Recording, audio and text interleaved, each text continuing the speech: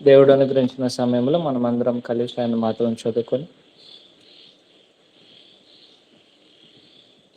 మనలో ఉన్న లోపాలు సరి చేసుకొని మనమందరం ప్రభువు ఎదగడానికి ప్రయత్నం చేద్దాం. ఈ సమయం మందు మనము ఆలోచించే పాఠము, నిన్ను వలె నీ పొరుగు వాణ్ణి ప్రేమించుము. నిన్ను వలె నీ పొరుగు వాణ్ణిని ప్రేమించుము.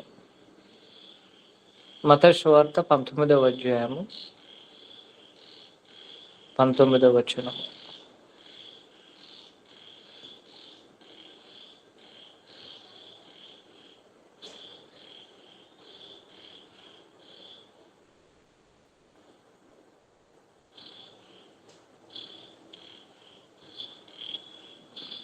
నిన్ను వలె నీ పొరుగు వాణ్ణి ప్రేమించవలెనను అనున్నది అని ఆయనతో అని చెప్పాను.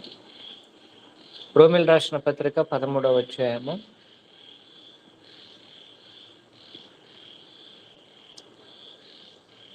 9వ వచనము. ఎలాగనగా వ్యభిచరించవద్దు, నరహత్య చేయవద్దు, దొంగిలివద్దు, ఆశింపవద్దు అనునవి మరి ఏ ఆజ్ఞైన ఉన్న ఎడల అదియు నిన్ను వలె నీ పొరుగు వారిని ప్రేమించవలెనని వాక్యములు సంక్షిప్తముగా ఇమిడి ఉన్నవి. ప్రేమ పొరుగువానికి కీడు చేయదు గనుక ప్రేమ కలిగి ఉండుట చట్టమును నెరవేర్చుట లేక ధర్మశాస్త్రము నెరవేర్చుటే. ప్రభువైన యేసు భూమి మీద ఉన్నప్పుడు అనేకమైన సంగతులను ఆయన మనుషులకు బోధించారు. ప్రత్యేకించి దేవుని సంకల్పమును, ఉద్దేశములను,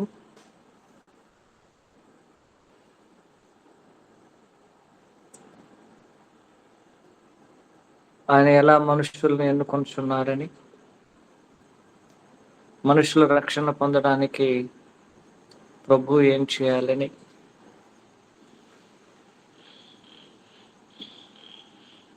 మరి నిత్యత్వము, తీర్పును గురించి, వీటన్నిటిని గురించి ప్రభు ఆనాడు దేవుని పిల్లలైన ఇశ్రాయేలులకి నేరుగా బోధించడం జరిగింది.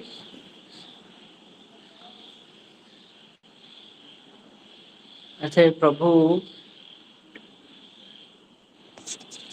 వాటికే పరిమితి చెందకుండా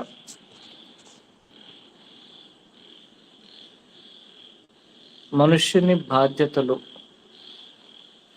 అటు దేవుని విషయంలోను మరి మనుషుడు ఇంకొక మనుషుని విషయంలో చేయవలసిన అనేకమైన ఉపదేశములను ప్రభు తన సందేశములు వివరించారనే సత్యమును 4 సువార్త పత్రికలలో మత్తయి, మార్కు, లూకా, యోహాను సువార్తలో మనము తేటగా చదివినట్లయితే ఇతర మనుషుల ఎడల మన యొక్క బాధ్యతలు క్షుణ్ణముగా ప్రభు వలన బోధించబడినట్లుగా మనం చూడడానికి అవకాశం అనేది ఉంటున్నది. ఆయన బోధించిన అనేకమైన ప్రసంగాలలో మనుషుల యొక్క భూమి మీద ఎలాగో జీవించాలి, ఇతర మనుషుల ఎడల మన యొక్క బాధ్యతలు ఏమిటో ఆయన తేటగా తెలియజేశారు. ఉదాహరణకు 1 తిమోతి 3వ అధ్యాయం 15వ వచనంలో పౌలు గారు ఎలాగున తెలియజేస్తున్నారు గమనించండి.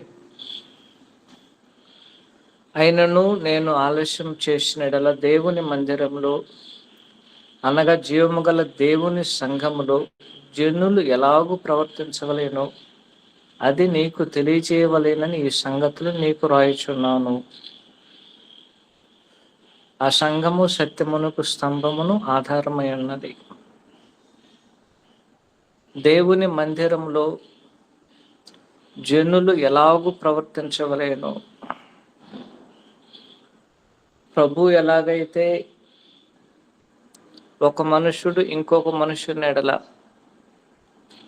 ఎలాంటి బాధ్యతలు కలిగి ఈ లోకంలో జీవించవలేనని సంక్షిప్తముగా ఆయన బోధించారు.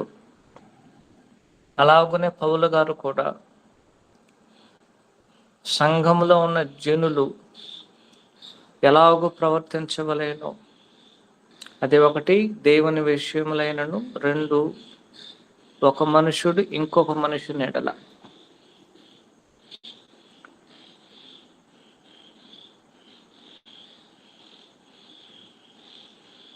మనం చెప్పవచ్చును ఇవన్నీ మనకు తెలుసు కదా.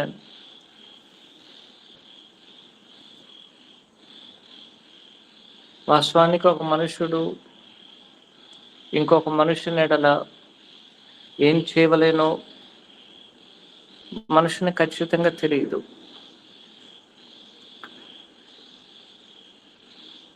మనము రోమా 13వ అధ్యాయం చదివాం. రోమా 13వ అధ్యాయంలో గమనించండి, 9వ వచనంలో, ఎలా అనగా వ్యభిచరించవద్దు, నరహత్య చేయవద్దు, దొంగిలియవద్దు, ఆశింపవద్దు అనేవి మరి ఏ ఆజ్ఞను ఉన్నయడలది నిన్ను వలె నీ పొరుగువాని ప్రేమించవలనే వాక్యములో సంక్షిప్తమై ఇమిడి ఉన్నది.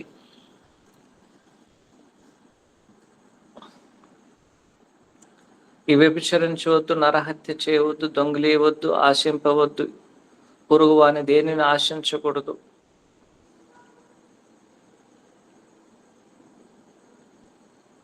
ఇవన్నీ ఏ ఆజ్ఞలో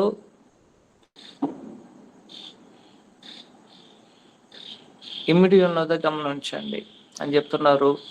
నిన్ను వలె నీ పొరుగు వారిని ప్రేమించవలైన వాక్యములో సంక్షిప్తమై ఉన్నది. దాని అర్థము 10వ వచనంలో, మనము పొరుగు వారిని ప్రేమించినట్లయితే మనము వ్యభిచరించము.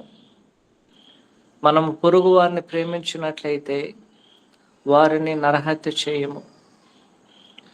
మనం పొరుగు వారిని ప్రేమించినట్లయితే వారి వస్తువులను మనం దొంగిలించము.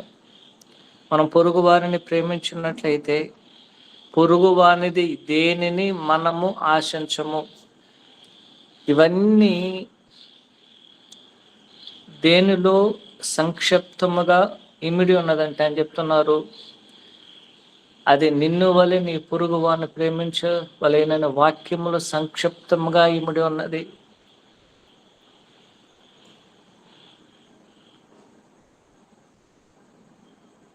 అందువలన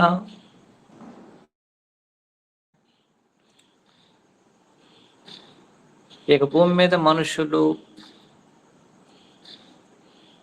నరహత్య చేయుచున్నారు, వ్యభిచారం చేయుచున్నారు, దొంగిలిస్తున్నారు, ఇతరమైన వాటిని ఆశిస్తున్నారంటే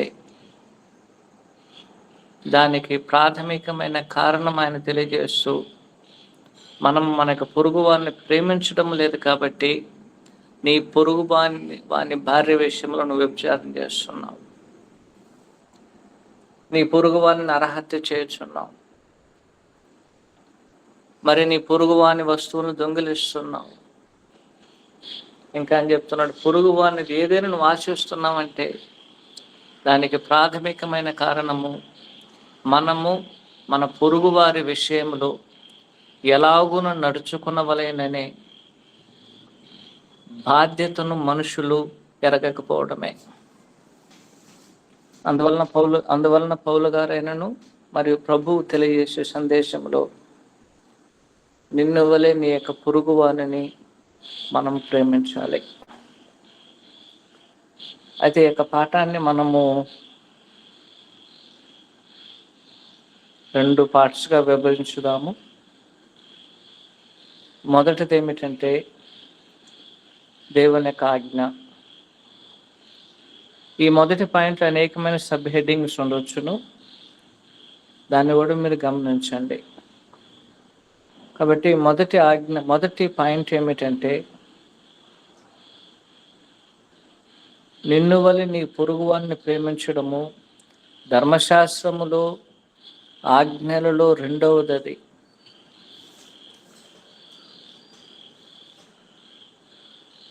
ధర్మశాస్త్రములు ఇవ్వబడిన ప్రధానమైన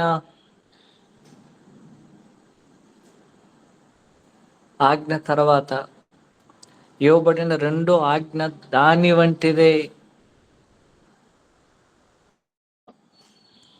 మత్తయి సువార్త 22వ అధ్యాయం 37వ వచనము నుంచి 40వ వచనం వరకే. అందుకు ఆయన, నీ పూర్ణ హృదయముతోనూ, నీ పూర్ణ ఆత్మతోనూ, నీ పూర్ణ మనసుతోనూ నీ దేవుడైన ప్రభువును ప్రేమించవలెననేదే ఇది ముఖ్యమైనది, మొదటిదినైన ఆజ్ఞ. 39, నిన్ను వలె నీ పొరుగువారిని ప్రేమించవలెన రెండో ఆజ్ఞ దాని వంటిదే. దాని వంటిదంటే మొదటి ఆజ్ఞ ఎంత ముఖ్యమైనదో రెండో ఆజ్ఞ కూడా అంతే ముఖ్యమైనది.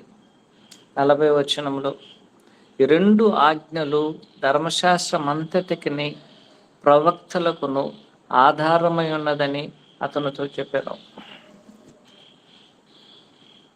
ఈ రెండు ఆజ్ఞలు బేస్ మీద ఆధారం చేసుకుని ధర్మశాస్త్రం అంతా ఇవ్వబడినది, ప్రవక్తల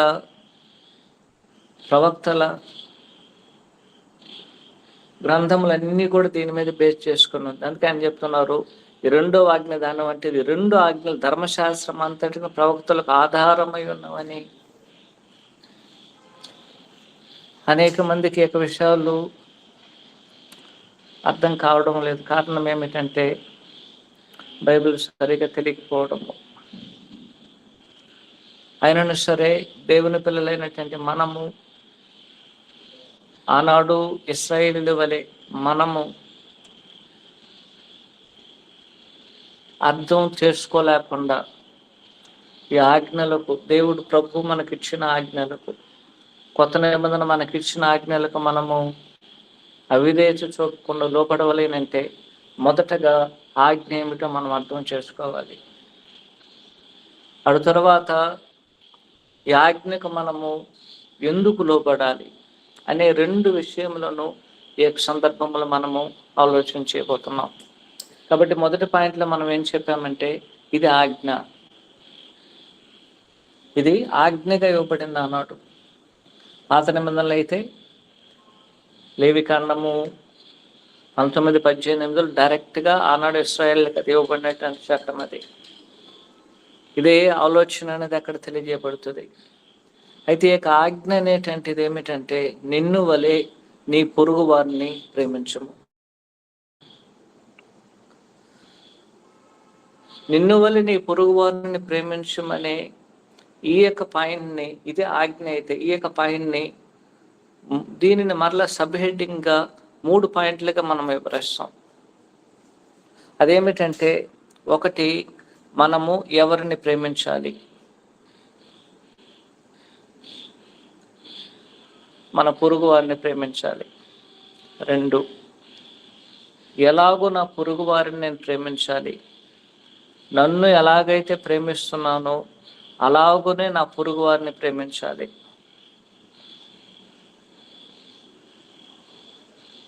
3, నా పొరుగు వారు ఎవరు. ఈ 3 విషయములను మనము ఆలోచించబోతున్నాం. కాబట్టి ఈ 3 సబ్ హెడ్డింగ్స్లో మనం ఆలోచన చేయబోయే ఒక 3 పాయింట్స్ ఏమిటంటే, మొదటగా మనము మన పొరుగు వారు ఎవరు. 2, అతని విషయంలో మనం ఏం చేయాలి, అతన్ని ప్రేమించాలి. 3, అతనిని మనము ఎలాగోను ప్రేమించాలి, నన్ను వలె నా పొరుగు వారిని నేను ప్రేమించాలి. ఈ 3 విషయములను ఈ మొదటి పాయింట్ లోపల మనం ఒక్కొక్క దానిగా ఆలోచించబోతున్నాం. మొదటగా మనం ఆలోచించబోయే పాయింట్ ఏమిటంటే, నా పొరుగు వారు ఎవరు. ప్రభు చెప్పారు, నిన్ను వలె నీ పొరుగు వారిని ప్రేమించు.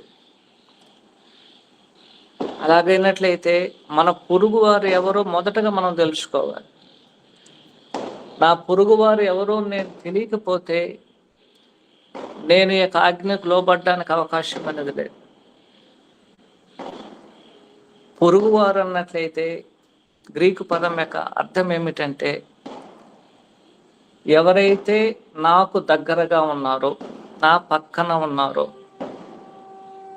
వారు నా పొరుగువారుగా ఉన్నారు.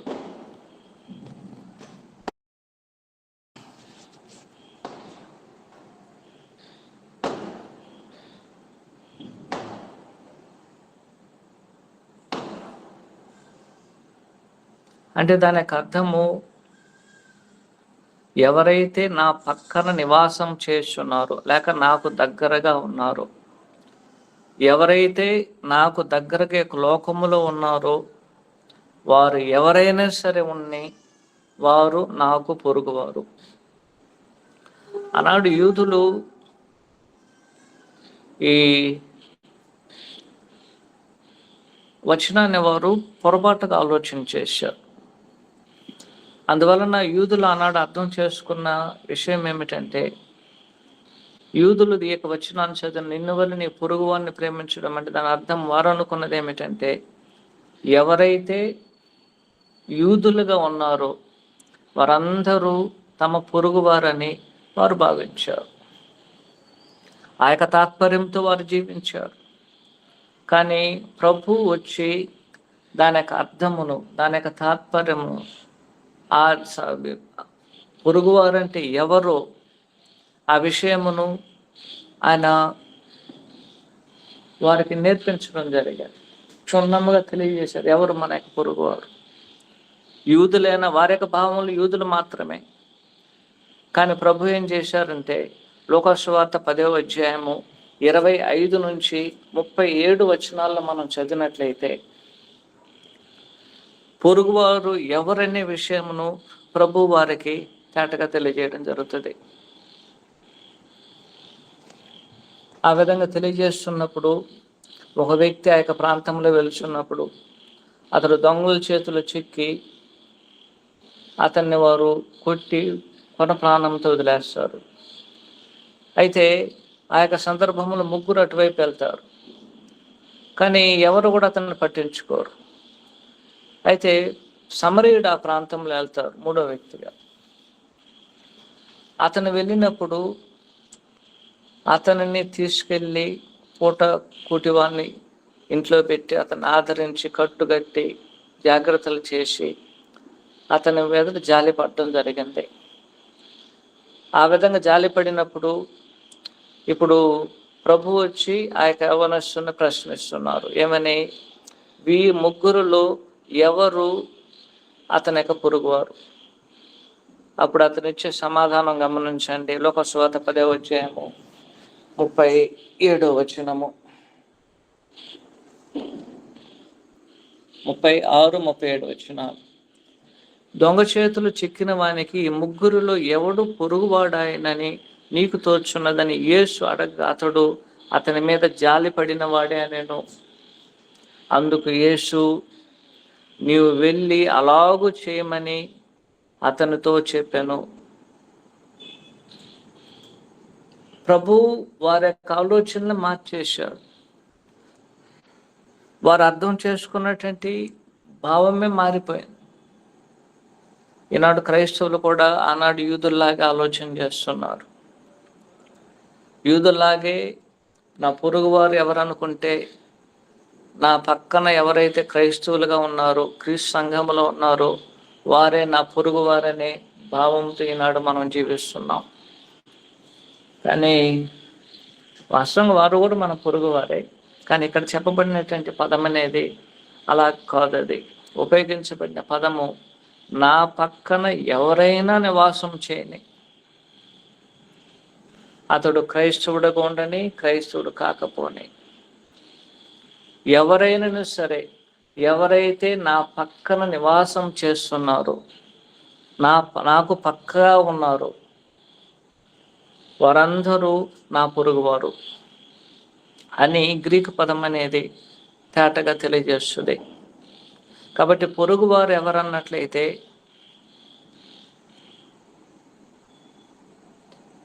ఆనాడు ప్రభువు చెప్పినట్లుగా ప్రతి క్రైస్తవునికి, ప్రతి విశ్వాసికి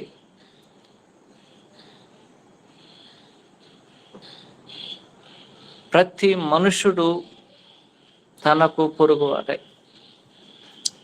లోకంలో ఉన్న ప్రతి మనుషుడు మనకు పొరుగువారే.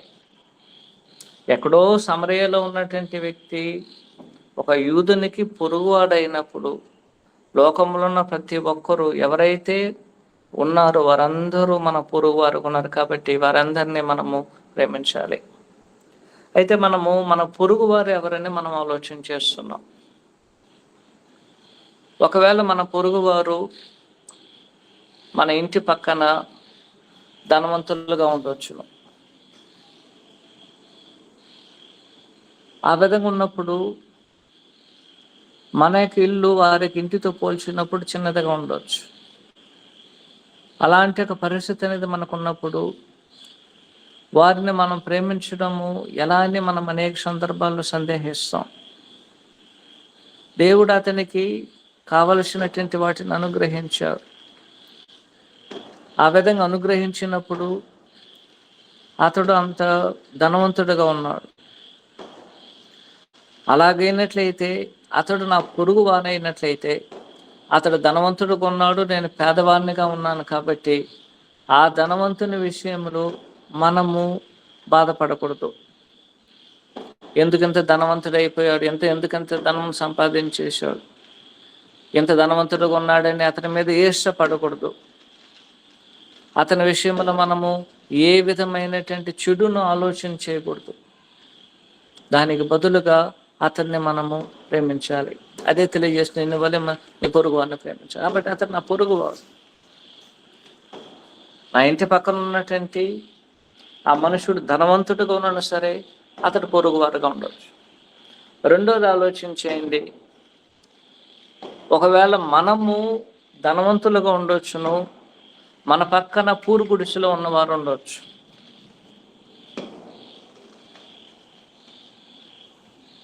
నేను గొప్ప బంగ్లా బిద్దిలో ఉన్నాను కాబట్టి, ఇంకొక అతను పూరి గుడిసెలో ఉన్నారు కాబట్టి మనం ఎన్నడూ కూడా అతన్ని ప్రేమించాలనే ఒక కోరిక అనేది మనకు రాదు. అయితే ప్రభువు చెప్పే సందేశంలో దేవుడు ఇస్తున్న ఆలోచన ఏమిటంటే, అతడు నీ పక్కన ఉన్నటువంటి వాడు మిద్దిలో ఉన్నాను, అతడు నీ పొరుగువాడే. నీ పక్కలో పూరి గుడిసెలో ఉన్నాను సరే, అతడు నీ పొరుగువాడే. అతడు నీ పొరుగువాడే. ఈ యొక్క ఆలోచనలు మనము జ్ఞాపకం చేసుకునవలసిన అవసరం అనేది ఉంటున్నది. ఎన్నడూ కూడా మన ఇతరుల యొక్క ధనవంతుల యొక్క దృష్టిలో మనం పేదవారుగా ఉన్నప్పుడు వారు మన విషయంలో ఏ విధంగా ఉన్నారని మనం ఆలోచన చేయకూడదు. వారు ఎలాగోనను సరే, నా పక్కన ఉన్నటువంటి వాడు ధనవంతుడు కాబట్టి నేను పేదవాడిని, ఆయనైనా సరే ఆయన నా పొరుగువాడు. ఒకవేళ నేను ధనవంతుడిగా ఉండి నా పక్కన ఉన్నటువంటి వారు పూరి గుడిసెలో ఉన్నట్లయితే వారు నా పొరుగువారే. మనం అనేక సందర్భాల్లో వారిని తక్కువగా చూస్తాం. అతడిని, మన పొరుగు వాడిని నేను తక్కువ చూస్తాం. అలా చూడకూడదు. ఆ విధంగా చూసినట్లయితే అతన్ని ప్రేమించలేము మనం. నిన్ను వల్లే నీ పొరుగు వారిని ప్రేమించగల నీ పొరుగువారు ఎవరైనా సరే ఉన్నాయి, అతడిని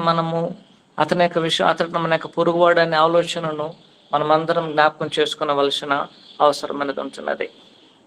మరియు గమనించండి, నా ఇంటి పక్కన ఉన్నటువంటి వారు, లేక ఇంటి ఎదురుగా ఉన్నవారు, ఇంటి వెనకాల ఉన్నవారు, పక్కన ఉన్నవారు ఎవరైనా సరే వారు నా యొక్క పొరుగువారే. వారు క్రైస్తవులు కాకపోవచ్చు. అయ్యా నేను క్రీస్తు సంఘము, అతడు అనుజనుడు, లేక అతడు ముస్లిం, అతడు బౌద్ధ మతస్థుడు, అతడు జైన మతస్థుడు అనేటువంటి ఆలోచన లేదు. అతడు ఏ మతానికి సంబంధించిన వారైనా సరే, మనము క్రైస్తవ మార్గమునకు సంబంధం లేని వారుగా ఉన్నను సరే, ఒకే మార్గంలో ఉన్నటువంటి వారిని ఖచ్చితంగా అతని పొరుగు వారిని గుర్తిస్తాం. ఇతడు ఏ మార్గంలో ఉన్నను సరే, ఏ మతంలో ఉన్నను సరే, అతని యొక్క విషయంలో మనం చింతించాల్సిన అవసరం లేదు. అందుకే ప్రభు చెప్తున్నారు, అతడు నీ పొరుగువారు. అతన్ని పొరుగువానుగా మనము గుర్తించవలేను. మరి ఒక విషయం గమనించండి, అతనికి మనకి విభేదాలే ఉండొచ్చు. అతనికి మనకి విభేదాలు ఉండొచ్చు. దేవుని గురించిన విభేదాలు ఉండొచ్చు, సంఘాన్ని గురించిన విభేదాలు ఉండొచ్చు, అనేక రకాలైన సమస్యలు అనేది అతనికి మనకు ఉండొచ్చు. అటు భూ సంబంధంగాను, అటు మార్గ సంబంధంగాను. అయినను సరే అతడు మన పొరుగువాడని మనం గుర్తించాల్సినటువంటి అవసరం అనేది ఉంటున్నది. ఒకవేళ మనకు చుట్టూ ఉన్నటువంటి పొరుగువారిలో మనకి వ్యతిరేకంగా వ్యాపారం చేసేవారుగా ఉండవచ్చు. మనం చేసే వ్యాపారంని వారు కూడా చేయవచ్చు, చేయడానికి వారు పూనుకొనవచ్చు. మనల్ని వారు నాశనం మనకు విరోధంగా వారు వ్యాపారం చేసి ఏదో ఒక రకంగా వారు కూడా సంపాదించాలి. వారిని ఆ విధంగా చేశారు కాబట్టి వారు నా పొరుగువారు కాకపోలేదు, వారు నా పొరుగువారే. అతడు ఎవరైనా ఉన్నాయి. కొన్ని సందర్భాలలో నా పొరుగువారు నా మీద కక్ష కట్టి నా మీద నింద మోపవచ్చు, అయినా అతడు నా పొరుగువాడే. ఒకవేళ మనకి వారికి ఏ విధమైనటువంటి ఒక సంబంధం లేకపోవచ్చు, అయినను అతడు మన పొరుగువారని ప్రభు తేటగా తెలియజేస్తున్నారు.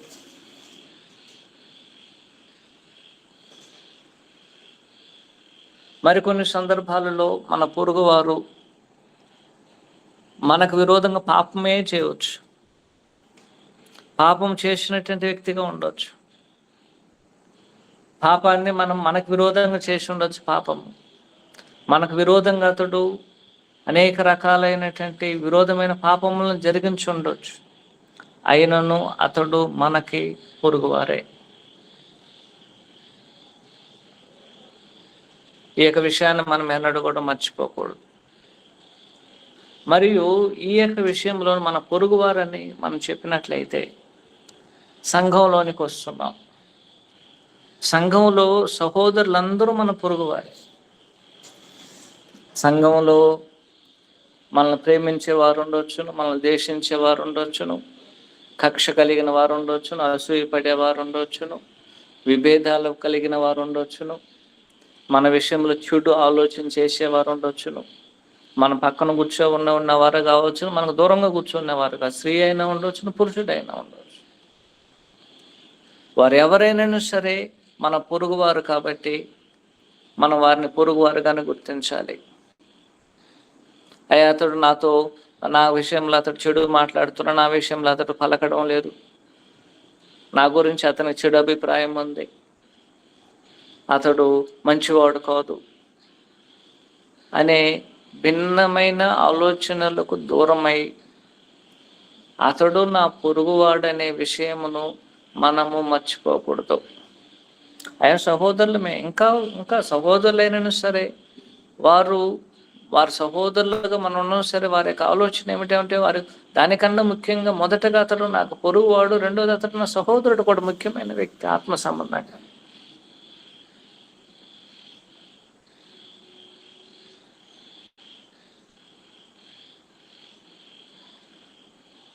అందువలన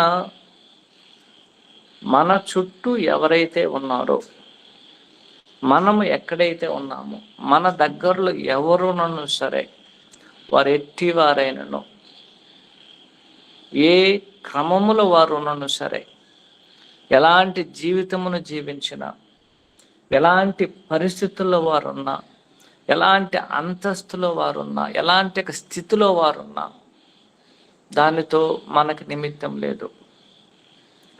మనము అక్కడ రాళ్ళతో ఆ విధంగా కొట్టబడినటువంటి ఆ యొక్క వ్యక్తిని మనం చూస్తున్నాం. అతడు సమరయుడు, ఇతడు యూదుడు. అయినను సరే ఎలాగైనా సరే ఆ సమరయుడు ఆ యూదుని తన పొరుగువానిగా భావించాడు. యూదులకి సమరయులకి పడదు వాస్తవమే, కానీ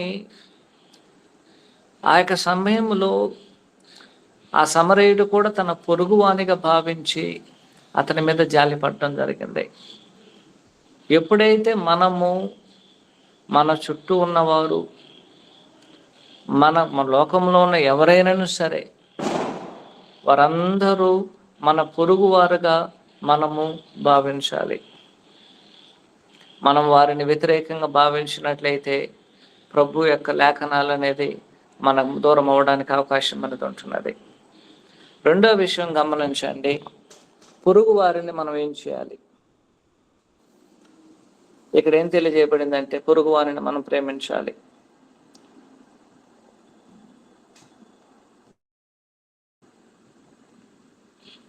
పొరుగు వారిని మనము ప్రేమించాలి. అయ్యా నా ఇంటి పక్కన ఉన్నటువంటి వారు ధనవంతులు, వారిని ఎలాగ ప్రేమించడం? నా పక్కన ఉన్నటువంటి అతను పూరి గుడిస్తులో చాలా దీన స్థితిలో ఉన్నాడు, దరిద్ర స్థితిలో ఉన్నాడు, అతను నా పొరుగువాడ, అతను నేను ఎలాగూ ప్రేమించగలను?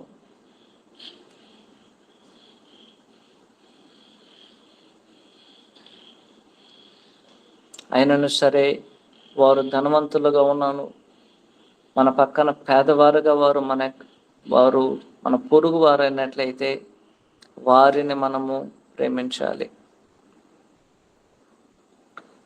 ఒకవేళ లోకంలో ఉన్నటువంటి వారు మనం పేదవారుగా ఉన్నప్పుడు మన యొక్క స్థితిని చూసి వారు తక్కువగా ఆలోచన చేయవచ్చును. ఒకవేళ లోకము పేదవారిని తక్కువ స్థాయిలో ఆలోచన చేయవచ్చు, కానీ దేవుని పిల్లలైనటువంటి మనము ఆ విధంగా ఆలోచన చేయకూడదు. ఒకవేళ నా పొరుగు వారు ధనవంతులుగా ఉండి మంచి మంచి వస్త్రాలు ధరించుకోవచ్చు, అయినా సరే అతడు మనుషుడే, అతడు నా పొరుగువాడే. నా పక్కన ఉన్నటువంటి వ్యక్తి ఒకవేళ దరిద్రుడిగా ఉండవచ్చు, అయినను సరే అతడు మనుషుడే, అతడు నా యొక్క పొరుగువాడే. ఎందుకంటే మనమందరం ఒకే రక్తము వలన దేవుని వలన సృష్టించబడి ఉన్నామని ఆలోచన చేయవలేను. ఈనాడు ధనవంతులు వస్త్రాలు వలన ధనవంతులు చూపించవచ్చు, కానీ ప్రతి ఒక్కరు మనుషులనే విషయమును మనమందరము ఆలోచన చేయాల్సిన అవసరం లేదు. మనం ధనవంతులుగా ఉంటే పేదవారి కన్నా మనం ఏ విధానంలో మనకు గొప్పలేదు, అందరూ మనుషులమే. అలాంటి యొక్క పరిస్థితిలో ఉన్నప్పుడు మన పొరుగువారు ధనవంతులుగా ఉన్నట్లయితే వారి విషయంలో వారిని ప్రేమించడానికి బదులు వారి విషయంలో మనం విషపు చూపకూడదు. ఒకవేళ మన పొరుగువారు మనకంటే పేదవారుగా ఉన్నట్లయితే వారి విషయంలో మనము వారిని అపహాస్యం చేయకూడదు. వారి విషయంలో మనము ఏ విధానంలో కూడా వారికి స్థితిని మనము నిందించకుండా వారిని మనం ప్రేమించాల్సిన అవసరం అనేది ఉంటున్నది. ఒకవేళ మన చుట్టూ ఉన్నటువంటి వారు వేరే మతానికి సంబంధించిన వారుగా ఉండవచ్చు, లేక వేరే మార్గానికి సంబంధించిన వారుగా ఉండవచ్చు, అయినా సరే దానితో నాకు నిమిత్తం లేదు.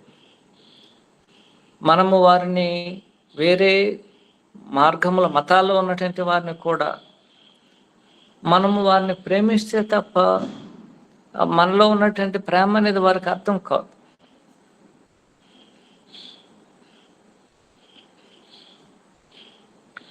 మన పొరుగువారు మనల్ని గురించి వ్యత్యాసంగా ఆలోచించి అయినా సరే దాంట్లో నిమిత్తం లేదు, వారిని మనము ప్రేమించవలేను. మన మధ్య అనేకమైన భిన్నాభిప్రాయాలు ఉండవచ్చు, మన పొరుగు వారితో భిన్నాభిప్రాయాలు ఉన్నను సరే వారిని మనము ఎన్నడూ కూడా తప్పుగా ఆలోచన చేయకుండా వారిని మనం ప్రేమించాలి. మరి కొంతమంది వచ్చి దేవుని గురించినటువంటి భిన్నాభిప్రాయాలు ఉన్నాయి, సంఘాన్ని గురించిన భిన్నాభిప్రాయాలు ఉన్నాయి. అలాంటి వారు మనము వారి మీద విషపు చూపు కలిగి వారిని ప్రేమించకుండా కఠినంగా మాట్లాడడం వలన వారిని మనము క్రైస్తవులుగా ప్రభులోనికి వారిని తీసుకురాలే. అలాగైతే వారిని మనం ప్రేమిస్తే వారు మన యొక్క ప్రేమను చూసి వారు క్రీస్తు ప్రభు వారి యొద్దకు రావడానికి అవకాశం ఉంది. ఒకవేళ అతడు పాపం చేసేవాడు ఉండొచ్చు. అతడు పాపం అనేది నాకు విరోధంగా దేవునికి విరోధమైనటువంటిది.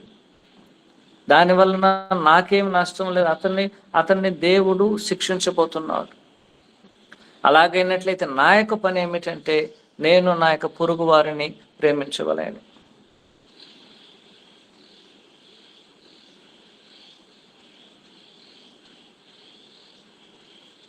మరికొన్ని సందర్భాలలో మనకున్న ఇంకొక ఆలోచన ఏమిటంటే మన పొరుగువారు మనతో పోటీపడి మనలాంటి వ్యాపారం చేసేవారిని కూడా మనం ప్రేమించాలి. ఒక వ్యాపారం కాదు, ఏ విషయంలో అయినా సరే మనకు పోటీపడి మనకు విరోధంగా ఆలోచన చేసే వారందరి నిమిత్తం కూడా మనము వారిని ప్రేమించాలి.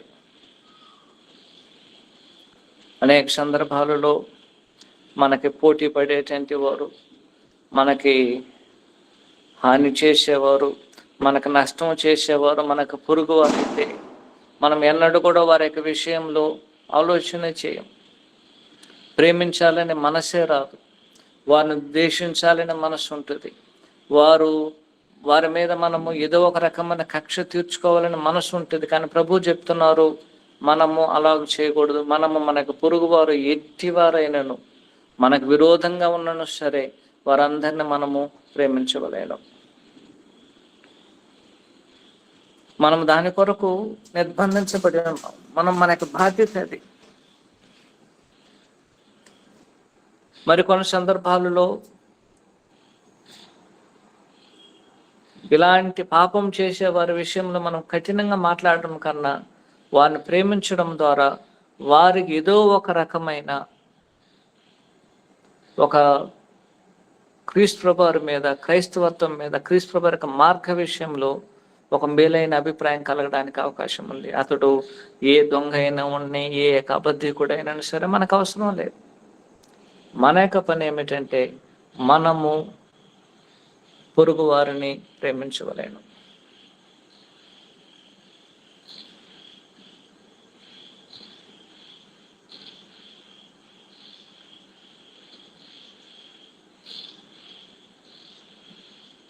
ఒకటి పేతురు 2:17 ఈ విధంగా తెలియజేయబడుతుంది, గమనించండి.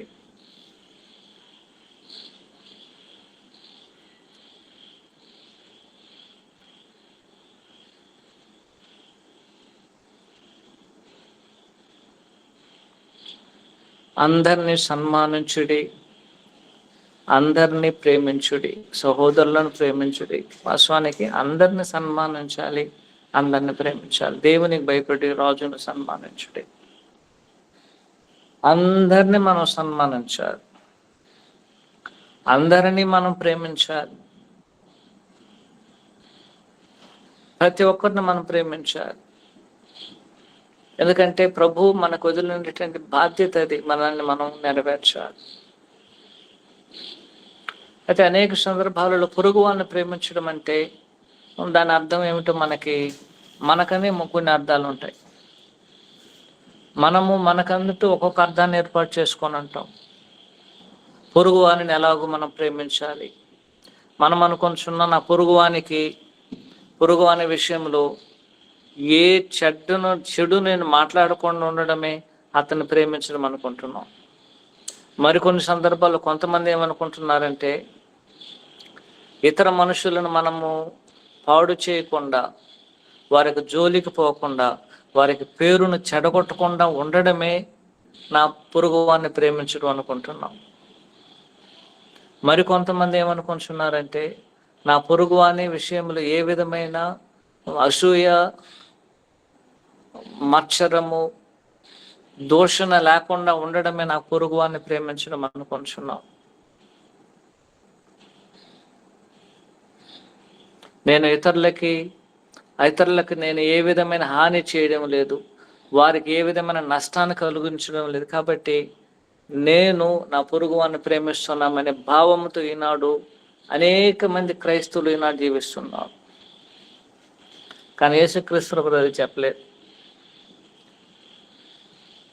యేసుక్రీస్తు వారు చెప్పింది మన పొరుగు వారికి హాని చేయకూడదని చెప్పలేదు ఆయన. మన పొరుగు వారిని మనం ప్రేమించాలి. ప్రేమిస్తే మనం హాని చేయం. మనం ఏం చేస్తున్నామంటే ప్రేమను తీసేసి, ప్రేమించడానికి బదులుగా ప్రేమకు బదులు హృదయంలో ద్వేషాన్ని పెట్టుకొని, హృదయంలో అసూయను పెట్టుకొని, హృదయంలో మనము అతని మీద విషపు చూపును కలిగి మన పొరుగు వారికి ఆయన ఇటువైపు వస్తే మనం అటుపోయకుండా వేరే వైపు వెళ్ళిపోతాం. మనం అనుకుంటున్న పొరుగు వానికి నేనేదో అతన్ని ప్రేమిస్తున్నాం అనుకో, అది పొరపట్టదు. అది నెగటివ్ కమాండ్. అది ప్రభువు చెప్పే ఆలోచన ఏమిటంటే నా పొరుగు వారిని ప్రేమించడము, ఆ ప్రేమించడము ద్వారా మనకు కలిగే ఫలితం ఏమిటంటే అతనికి ఏ విధమైన కీడు జరగదు. అదే రోమా 13:10 వచనంలో మనం చదివాం. మనలో కూడా వచనాన్ని మనం చదువుతాం. రోమా 13:10 ప్రేమ పొరుగు వానికి కీడు చేయదు గనక ప్రేమ కలిగి ఉండుట.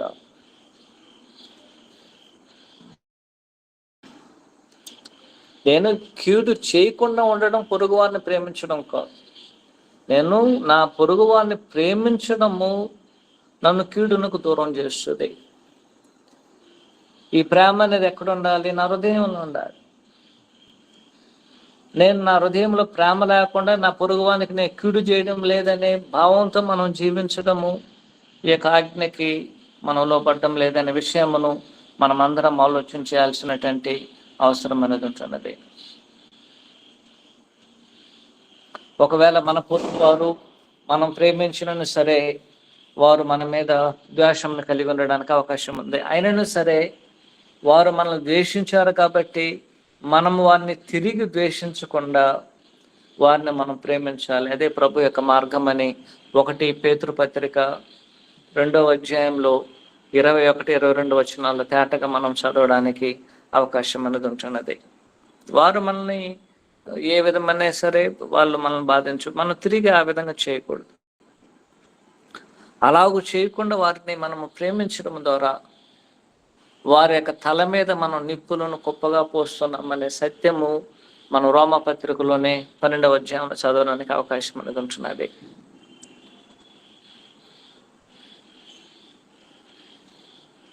ప్రభు యొక్క మాదిరి కూడా అది. కాబట్టి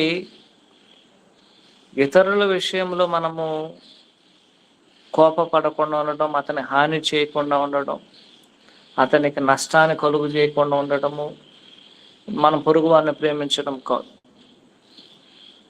దానిని ఆయన కోరుకోవడం లేదు.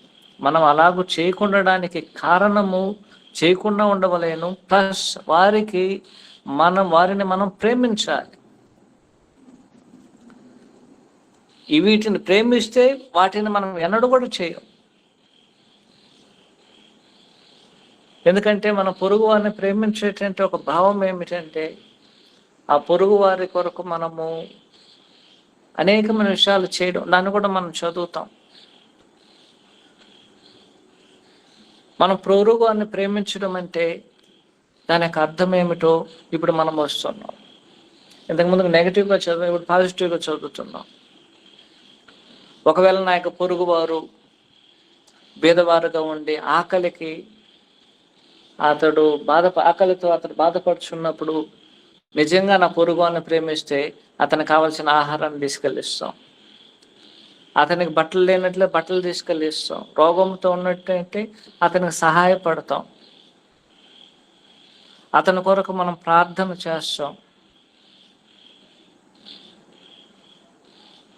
ఏదో ఒక రకమైన సహాయమును వారి యొక్క ఇబ్బందుల్లో మనము చేయడము, వారిని ప్రేమించడం. అన్ని రకాలైన సహాయం.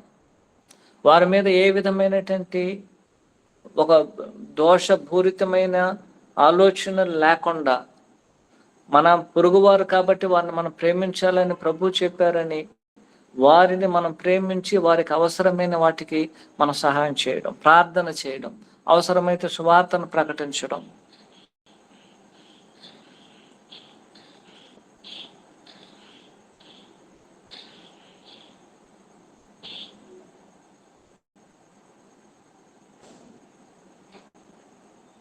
ఆ యొక్క విషయంలో మనం ఎన్నడూ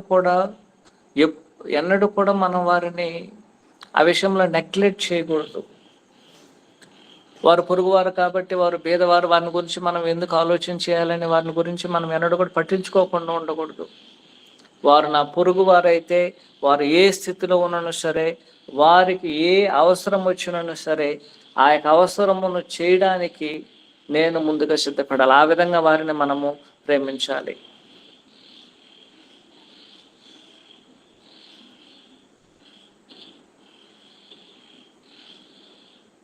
అలాగనే మన యొక్క సహోదరుల విషయంలో కూడా వారు కూడా మన పొరుగు వారే, సహోదరులు వారు. వారి యొక్క అవసరములలో కూడా మనము పాలు పొందాలి. ఈవెన్ వారు మనకు విరోధంగా పాపం చేసినా సరే వారిని క్షమించేటువంటి గుణం ఉండాలి.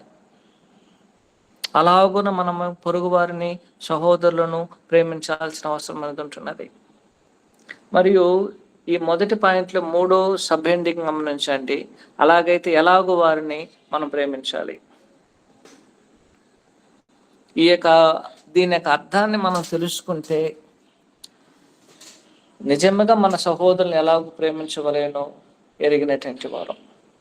ఎలాగో ప్రేమించవలేనంటే అని చెప్తున్నారు, నిన్ను వలె నీ పొరుగు వారిని ప్రేమించుడి. నన్ను నేను ఎలాగైతే ప్రేమించుకుంటున్నానో అలాగునే నా సహోదరులను, నా యొక్క పొరుగు వారిని నేను ప్రేమించాలి. దాని అర్థము నేను తక్కువగా ప్రేమించకూడదు, మరి ఎక్కువగా ప్రేమించకూడదు, నాకన్నా ఎక్కువగా ప్రేమించకూడదు, మరి తక్కువగా నేను ప్రేమించకూడదు. అయితే నన్ను నేను ఎలాగైతే ప్రేమించుకుంటున్నానో అలాగే నేను నా పొరుగు వారిని ప్రేమించాలి. నన్ను ఎలాగ ప్రేమిస్తున్నాను? అనేక సందర్భాల్లో ఈనాడు మన పొరుగు వారిని ప్రేమించేటువంటి విషయంలో ప్రేమిస్తున్నాం, కానీ వాస్తవానికి వారిని సరిగా మనం ట్రీట్ చేయడం లేదు. మన పొరుగు వారిని ప్రేమించేది ఏదో మనము మనకు ఉపయోగపడేటువంటి ఒక కుక్కను ప్రేమించినట్లు, ఒక జంతువును ప్రేమించినట్లుగా ప్రేమిస్తున్నాం, ఒక వస్తువును ప్రేమించినట్లుగా ప్రేమిస్తున్నాం, మన ఆస్తిని ప్రేమించినట్లుగా మనం ప్రేమిస్తున్నాం. ఏదో మనకి ఇష్టమైన వాటిని మనం ప్రేమించినట్లుగా వారిని మనం ప్రేమిస్తున్నాం. అలాగూ ప్రేమించడం కాదు. నన్ను ఎలాగైతే నేను ప్రేమించుకుంటున్నానో అలాగునే నేను నా పొరుగు వారిని ప్రేమించాలి. నేను ఆకలిగా ఉన్నప్పుడు నన్ను నేను ప్రేమించుకుంటున్నాను కాబట్టి నాకు ఆహారము అవసరము. అలాగే నా పొరుగు వారు ఆకలిగా ఉన్నప్పుడు వారిని నన్ను వల్ల నేను ప్రేమిస్తే, నన్ను ఆకలిగా ఉన్నప్పుడు నేను ఎలాగైతే నాకు ఆహారం అవసరమని నన్ను నేను ప్రేమించుకొని ఆహారం తింటున్నాను, అలాగే నా పొరుగు వారిని సహాయం చేయాలి. ఆ విధానంలో ఏ విషయంలో అయినా సరే నా పొరుగు వారిని అలాగే ప్రేమించాల్సినటువంటి అవసరం అనేది ఉంటున్నది.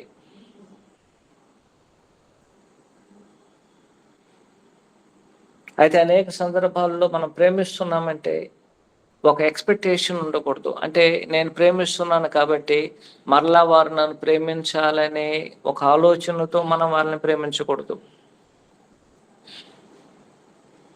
ఆ విధంగా ప్రేమించినట్లయితే మనం నిజంగా మన పొరుగు వారిని మనం ప్రేమించటం లేదు. కాబట్టి నా వస్త్ర విషయంలో నన్ను నేను ఏ విధంగా ప్రేమించుకుంటున్నాను, అనారోగ్యం ఉన్నప్పుడు నేను ఎలాగున్నా ట్రీట్మెంట్ చేయాలని కోరుకుంటున్నాను, నా పరిస్థితుల్లో ఎలాగ ఉండాలని, ఈ విధంగా ఎప్పుడైతే నన్ను నేను ప్రేమిస్తున్నానో అలాగనే నేను నా పొరుగు వారిని ప్రేమించాలి.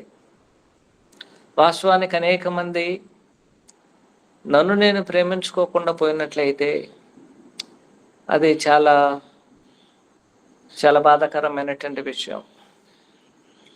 పొరుగువారిని ప్రేమించకపోవడము ఒక చెడు అయితే, నన్ను నేను ప్రేమించుకోకపోవడము మరీ దురదృష్టకరమైనటువంటిది. నన్ను నేను ప్రేమించుకోవడంలో తప్పు లేదు, నన్ను నేను ప్రేమించుకోవాలి. ఆ విధంగా ప్రేమించుకోగలిగినప్పుడే ఈ ఆజ్ఞకి నేను లోబడడానికి అవకాశం ఉంది. కాబట్టి ప్రభు చేసిన సందేశం అది, నిన్ను వలె నీ పొరుగువారిని ప్రేమించు. మొదటగా నన్ను నేను ప్రేమించడానికి నేర్చుకోవాలి. అప్పుడే నా పొరుగు వారిని నన్ను వలె నా పొరుగు వారిని ప్రేమించడానికి అవకాశం ఉంది.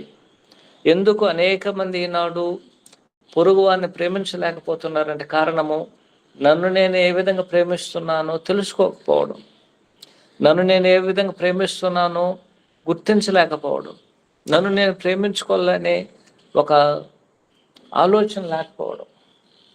నన్ను నేను ప్రేమించుకోవడంలో తప్పులేదు. అప్పుడే ఈ యొక్క ఆజ్ఞకు లోపడడానికి అవకాశం ఉంది. కారణం ఏమిటంటే నన్ను నేను ప్రేమించుకుంటే తప్ప నేను నా పొరుగు వారిని అలాగూ ప్రేమించడానికి అవకాశం లేదు. రెండో విషయం ఏమిటంటే ఎందుకు నేను నా పొరుగు వారిని ప్రేమించాలి? మనం ఆజ్ఞని చెప్పాము, అయ్యా అవును, నేను ఎందుకు నా పొరుగు వారిని నేను ప్రేమించాలని ఒక ఆలోచన వస్తుంది. దానికి మొదటి ఆలోచన ఏమిటంటే నన్ను వల్ల నా పొరుగు వారిని ప్రేమించడానికి ఒక ఉద్దేశం ఏమిటంటే ఇది దేవుని యొక్క ఆజ్ఞ. దేవుని యొక్క ఆజ్ఞ కాబట్టి మనము మన యొక్క పొరుగు వారిని నన్ను వలె నా పొరుగు వారిని ప్రేమించాల్సినటువంటి అవసరం అనేది ఉంటున్నది. రెండో విషయం ఏమిటంటే నన్ను వలె నా పొరుగు వారిని ప్రేమించడం ద్వారా స్వార్థరహితమైన జీవితాన్ని నేను జీవిస్తున్నాను. ఈనాడు అనేక మంది స్వార్థపరులు ఉన్నారు. వారి యొక్క స్వార్థం ఏమిటంటే తాము బాగుంటే సరిపోతుంది, మనం బాగుంటేనే మనమే బాగుండాలి, నన్ను నేను ప్రేమించుకునే జీవితం అది స్వార్థరహితం. నా కొరకు నేను జీవించడము స్వార్థపరమైన జీవితం. నా వల్లే ఇతరులు కూడా జీవించాలని కోరుకోవడము ప్రభు యొక్క మనస్సు అది. కాబట్టి ఆ స్వార్థరహితమైన జీవితాన్ని నేను జీవిస్తున్నానని లోకానికి చాటడానికి మనము నా పొరుగు వారిని ప్రేమించాలి. మూడో విషయం ఏమిటంటే ఇది మూడో సబ్ పాయింట్, ఇది రెండో పాయింట్లో మూడో సబ్ పాయింట్. ఇతరులకు ఈ విధంగా మనము మేలు చేయడము ఇది ఒక మార్గం. ఇది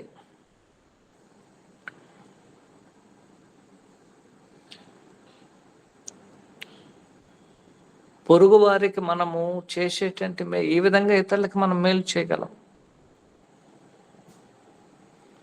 అయితే నాలుగో విషయం ఏమిటంటే ప్రభు మనకి దీనికన్నా ఒక కొత్త ఆజ్ఞ ఇచ్చారు. అదేమిటంటే నేను ఎలాగైతే మిమ్మల్ని ప్రేమిస్తున్నానో అలాగునే మనము ఇతరులను ప్రేమించడము. ఈ ఆజ్ఞకు మనం లోబడవలేనంటే మొదటగా నిన్ను వలె నీ పొరుగువానిని ప్రేమించేటంటే మొదటిగా ఈ యొక్క ఆజ్ఞకు ఈ యొక్క ఉద్దేశానికి మనం లోపడగలిగినప్పుడే మనం ప్రభు మనల్ని ఎలాగో ప్రేమించారో అలాగున మనం ఇతరులను ప్రేమించడానికి అవకాశం ఉంది. లేదు నేను ప్రభువు నన్ను ఎలాగో ప్రేమించారు, నేను ఇతరులను ప్రేమిస్తారని అనేక మంది ఆలోచన చేస్తున్నాం. మొదట నన్ను నేను ప్రేమించుకోవడం తెలియడం లేదు. రెండు, నా పొరుగు వారిని ఎలాగో ప్రేమించడం తెలియడం లేదు. ఇవి రెండు తెలిస్తేనే ప్రభు ఎలాగూ మనల్ని ప్రేమించారో అలాగున మనం ఇతరులను ప్రేమించడానికి అవకాశం ఉంది. పైన వాటిని మర్చిపోయి మనం అనుకుంటున్నాం ప్రభు నన్ను ఎలాగో ప్రేమించారో అలాగే నేను ప్రేమిస్తాను. ప్రభు మనల్ని ప్రేమించినటువంటి అతీతమైనటువంటి ఆజ్ఞ కొత్త నిబంధనలు అనుగ్రహించబడింది. నిన్ను వల్ల నీ పొరుగు వారిని ప్రేమించాలని ఉద్దేశం అది రోమా 13వ అధ్యాయం 9-10 వచనాలలో ఆనాడు రోమా సంఘానికి కూడా తెలియజేయబడింది. అయితే ప్రభువు దీనికన్నా ఒక ఉన్నతమైనటువంటి ఆలోచన ఏం తెలియజేశారంటే నేను ఎలాగైతే మిమ్మల్ని ప్రేమించానో అలాగునే మీరు ఒకరినొకరు ప్రేమించుడి. వాస్తవానికి ఈ యొక్క పాఠం అనేది రెండో పాఠము. ప్రభు చిత్తమైనట్లయితే ప్రభు మనల్ని ఎలాగ ప్రేమించారో అలాగున మనము ఇతరులను ప్రేమించాలనే పాఠాన్ని రెండో పాఠంగా చదువుదాం. ఓర్పుతమైనటువంటి మీ అందరికీ ప్రభువైన యేసుక్రీస్తు నామములో వందనాలు తెలియజేసుకుంటూ ఈ కార్యక్రమం ముగిస్తున్నాను. అందరికి వందనాలు.